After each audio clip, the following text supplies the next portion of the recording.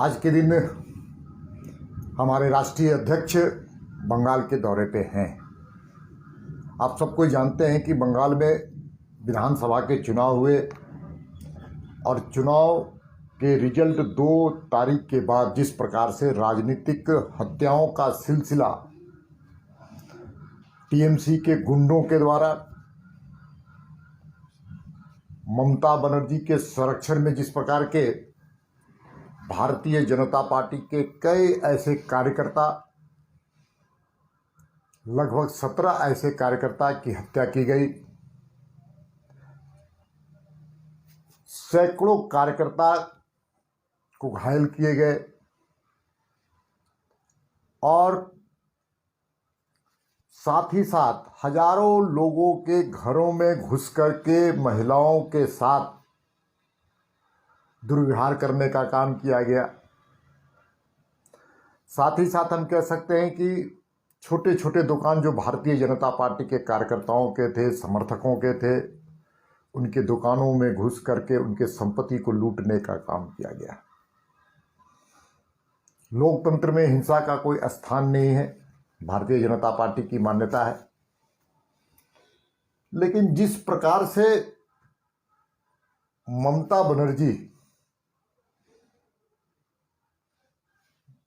का रवैया है, टीएमसी के कार्यकर्ताओं का रवैया है, इसके विरोध में आज पूरे देश में सभी मंडलों में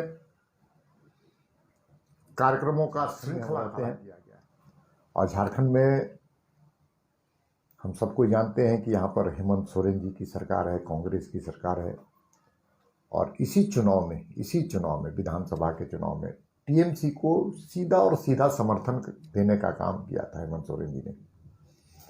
लेकिन आज वहाँ हिंसा की घटनाएं घट रही हैं, राजनीतिक हत्याएं हो रही हैं, फासिस्ट प्रवृत्ति से काम किए जा रहे हैं वहाँ पर। लेकिन आज हेमंत सोरेन जी और कांग्रेस भी मौन धारण की हुई, चुप धारण की हुई है। इतिहास कभी माफ़ नहीं करेगा ऐसे लोगों को, हेमंत सोरेन जी जैसे लोगों को, कांग्रेस के लोगों को और तथाकथित छद्मध्य धर्मनिरपेक्ष करने वाले, राजनीति करने वाले लोगों को कभी माफ़ नहीं करेगा।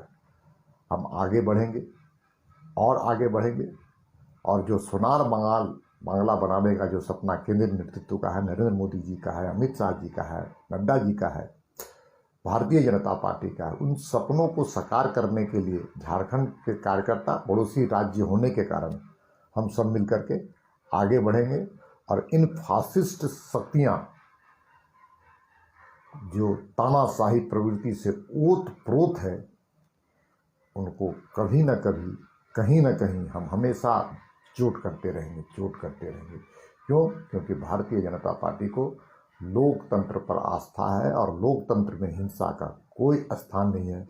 मैं फिर से कार्यकर्ताओं को आह्वान करना चाहता हूँ, झारखंड के एक कार्यकर्ताओं को आह्वान करना चाहता हूँ कि वहाँ के कार्यकर्ताओं के साथ हम खड़े हैं।